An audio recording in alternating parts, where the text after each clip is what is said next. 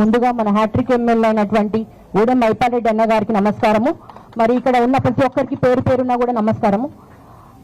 నేను అందరికీ సుపరిచితమే, ఎందుకంటే నేను almost three years back press మీట్లో చెప్పాను. నేను దర్శన్ గౌడ్ పెద్ద కోడల్ని, రాజేష్ గౌడ్ మిస్సెస్ని, కాటా శ్రీనివాస్ గౌడ్ వద్దాం. ఎంత దుర్మార్గుడు అంటే ఇదేదో అవకాశం వచ్చిందో నేను మాట్లాడుతున్నాను మీరు అనుకోకండి. 3 సంవత్సరాల క్రితం వాలంటరీగా నేను బయటకు వచ్చి నేను మాట్లాడినా. ఈరోజు ఒక వేలు మనం ఒకరు చూపిస్తున్నామంటే 3 వేలు మన వైపు చూస్తున్నాడు, అది మర్చిపోతున్నాడు ఆయన. సొంత ఇంట్లోనే అన్నకి న్యాయం చేయనోడు జనాలకు ఏం న్యాయం చేస్తాడు? ఎవడో అక్కడ ఏదో చెప్పగానే తీసుకొచ్చి మైకుల ముందు ఆ నెలకు ఒకసారి మైకుల ముందు వచ్చి ఇష్టం వచ్చినట్టు మాట్లాడి ఇష్టం వచ్చినట్టు ఆరోపణలు చేస్తే, ఇప్పుడు హరీష్ అన్న రాజకీయ భవిష్యత్తు నీ ఏజ్ కాదు, అన్నకున్నటువంటి రాజకీయ ఎక్స్పీరియన్స్ ఒక నీ ఏజ్ కూడా కాదు. అట్లాంటి పెద్ద మనుషుల మీద నీ ఇష్టం వచ్చినట్టు మాట్లాడుతున్నావు. ఏది మాట్లాడినా ప్రూఫ్తో మాట్లాడు.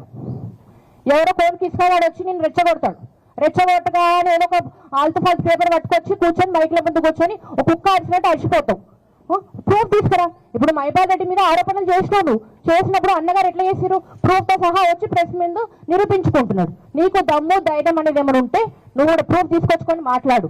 ఇంకొకసారి హరీష్ అన్న మీద కానీ మైపాలరెడ్డి గారి మీద కానీ ఏమైనా మాట్లాడే ముందు ఆలోచించుకో. నీ రాజకీయ భవిష్యత్తు ఇంకా నేను నోరు విప్పినంటే నీ రాజకీయ భవిష్యత్తు లేకుండా నువ్వు ఇంట్లో కూర్చోవాల్సి వస్తుంది. ఒక గోల్డ్ మెడలిస్ట్, ఒక ఎడ్యుకేటెడ్ ఉమెన్ అయ్యి నన్ను ఎన్ని విధాలుగా నరకం చూపించారో ప్రపంచానికి అంతా నేను చెప్పిన. ఆ రోజు ఏమన్నావు నువ్వు? మైపాలరెడ్డి గారికి అమ్ముడు పోయినమన్నావు. అడగండి వాళ్ళు మైపాలరెడ్డి గారిని, ఎమ్మెల్యే గారిని అడగండి. 1 రూపాయి తీసుకున్నా మేము ఇట. నువ్వు అమ్ముడు పోతావు, నువ్వు దామోదర్ రెడ్డికి అమ్ముడు పోతావు, వంగి నమస్కారాలు పెడతావు. నీకు సొంత ఇంట్లో అన్నకి వదిన కాలు మొక్కే రీతి లేదు, కానీ నీ పదవుల కోసం, నీ ఆస్తులు కాపాడుకోవడం కోసం నువ్వు కాలు మొక్కుతుంటావు వాళ్ళ వీళ్ళు. ముందు నువ్వు తల్లిని గౌరవించడం నేర్చుకో, అన్నం గౌరవించడం నేర్చుకో, వద్దని గౌరవించడం నేర్చుకో. తర్వాత రాజకీయం చేద్దు, ప్రజల సమస్యలు తీరుతూ. అసలు నేను నమ్మే జనాలు ఎట్లా వస్తే నాకు ఇప్పటివరకు అర్థం కాదు. ఇంకా మొన్న రీసెంట్గా మున్సిపల్ ఎలక్షన్లో ఒక లేడీ మాట్లాడుతుంది, నేను ఒక ఛానల్లో చూసిన. 50 లక్షలు ఇస్తే కానీ టికెట్ ఇవ్వనాడంట. మరి నువ్వేం రాజకీయ నాయకుడివి? నువ్వు ప్రజాసేవ చేయడానికి వచ్చినావా, లేకపోతే నీ ఆస్తులు పెంచుకోవడానికి వచ్చినావా? పర్సనల్ మ్యాటర్స్ తీయొద్దు, కానీ నేను నీ ఫ్యామిలీ మెంబర్ని కాబట్టి నేను పర్సనల్ మ్యాటర్స్ కూడా మాట్లాడే రైట్ నాకుంది. నీ భార్య డైమండ్ పుస్తకాలు వేసుకొని తిరుగుతుంది, ఏడికెళ్ళి వచ్చి నీకు అవన్నీ? ఇప్పుడు నాకున్న ఆస్తిపాస్తులే, నా మోడుకున్న ఆస్తిపాస్తులే కదా నీకు కూడా ఉన్నాయి. మనం అన్ని అమ్ముకొని రాజకీయం చేస్తున్నాను మాట్లాడుతావు కదా. మరి నీకు బెంచ్ కార్లు ఎడికెళ్ళి వస్తున్నాయి, నీ పిల్లలు షోక్ టాస్కి ఎడికెళ్ళి వస్తున్నాయి పైసలు. ఎంతసేపు ఇన్ఛార్జ్ అని డప్పు కొట్టుకుంటున్నావే. మరి పటాన్చూరు కాన్స్టిట్యున్సీకి ఏం చేస్తావు? వచ్చి ప్రూఫ్ ఏం చేసినావు? ఇంద్రేశం రోడ్ బాగాలేదని మాట్లాడుతున్నావు నేను ప్రెస్ మీట్లో. మరి అది ఇన్ఛార్జ్గా నువ్వు ఫండ్స్ తీసుకురా. మీ ప్రభుత్వమే నడుస్తుంది కదా, మీ రేవంత్ రెడ్డి ఉన్నాడు కదా పోస్ట్లో. మరి ఫండ్స్ తీసుకొచ్చేపి. ఎవరు చేస్తే ఏముంది? బీఆర్ఎస్లు చేస్తే ఏముంది? కాంగ్రెస్లు చేస్తే ఏముంది? డెవలప్మెంట్ చూపించి పటాన్చూరులో. అది చేత కాదు నీకు. ఇంట్లో కూర్చొని వాళ్ళు చెప్పిన వీళ్ళు చెప్పిన వినుకుంటా ఏదో ప్రెస్ మీట్లకు 6 నెలల కోసం ప్రెస్ మీట్కి వచ్చి ఇష్టం వచ్చినట్టు మాట్లాడుతావు, మళ్ళీ పోయి ఎన్నో పండుకుంటావు. ప్రతి ఒక్కరు అంటారు అమీన్పూర్లో ఎప్పుడు చేసినా ఫోన్ స్విచ్ ఆఫ్. నువ్వు అన్ని రాజకీయాలు మానుకొని ఇంట్లో కూర్చో. మొన్న మున్సిపల్ ఎలక్షన్లో చూపించాం కదా, బీఆర్ఎస్లో టాలెంట్ అంటే చూపించాం కదా. నీకు ఇంకా బుద్ధి రాదు. ఎన్ని విధాలుగా నరకం చూపించినావో నీ అన్నం చూస్తే నిర్ణయం చూస్తే ప్రపంచానికి అర్థమైంది. దర్శన్ గౌడ్కి కేవలం ఒకే ఒక కొడుకుంటాడని చూపించినావు ప్రపంచానికి. అంత దమ్ము ధైర్యం లేనాడు. ఏం రాజకీయం చేస్తావు? రాజకీయం చేయాలంటే రా, బయటికి రా. నిన్న మదన్న పోయి ప్రూఫ్తో సహా నిలబడ్డాడు. మరి నువ్వెందుకు రాలేవు ఇంట్లోంచి? ఏదో ప్రెస్ మీట్ 4 మాటలు మాట్లాడి పోయి ఎన్నో పండుకుంటావు. నీకు దమ్ము ధైర్యం లేక రాజకీయాలు మానేసి ఇంట్లో కూర్చో.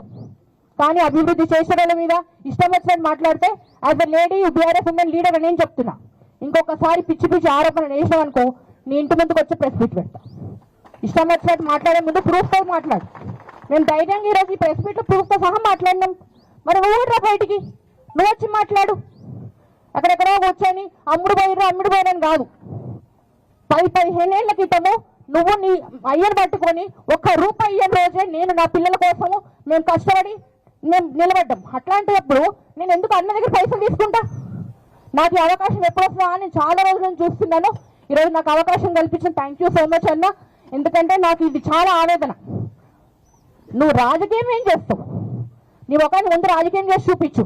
కుటుంబ విలువలు తెలియదు నీకు, అమ్మ అంటే తెలియదు, అయ్య అంటే తెలియదు, నీకేం తెలుసు? నీకు అసలు ఏంటో తాగి ఏంటో పండుకున్నాడు కాదు. ప్రజల మధ్య ఉండు. ప్రజల మధ్య ఉంటే ప్రజల సమస్యలు తెలుస్తాయి. అంతేగాని హరీష్ అన్న మీద మాట్లాడు, మైపాలరెడ్డి అన్న మీద మాట్లాడు కాదు. ఇంకొకసారి నేను హెచ్చరిస్తున్నా, ఇంకొకసారి నువ్వు అభివృద్ధి చేసి చూపించు, అప్పుడు మేము ఏదైనా సైలెంట్ గా కోఆపరేట్ చేస్తాం నీకు. అంతేగాని పనికి మాల మాటలు మాట్లాడుకుంటూ పల్లిపాలను కత్తలు పడితే మాత్రం ఊరుకునేది లేదు. ఈ అవకాశం ఇచ్చినందుకు నాకు థ్యాంక్ యూ సో మచ్.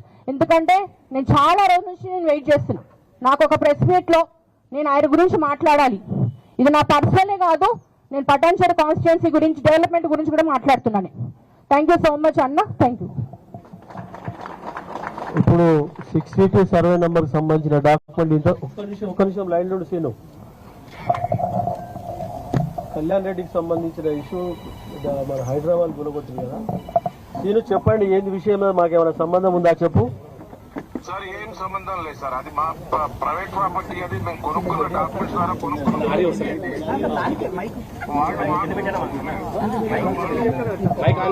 వాళ్ళకేం ఐడియా లేకుండా వాళ్ళు వచ్చి మా ప్రైవేట్ ప్రాపర్టీ మీద హైదరాబాద్ లో వచ్చి డిమాలిష్ చేస్తే మేము కోర్టులో కేసు కూడా ఫైల్ చేసాం. అది 2 రోజుల్లో ఆర్డర్ కూడా వస్తుంది మాకు అనుకూలంగా. మాకేమైనా సంబంధం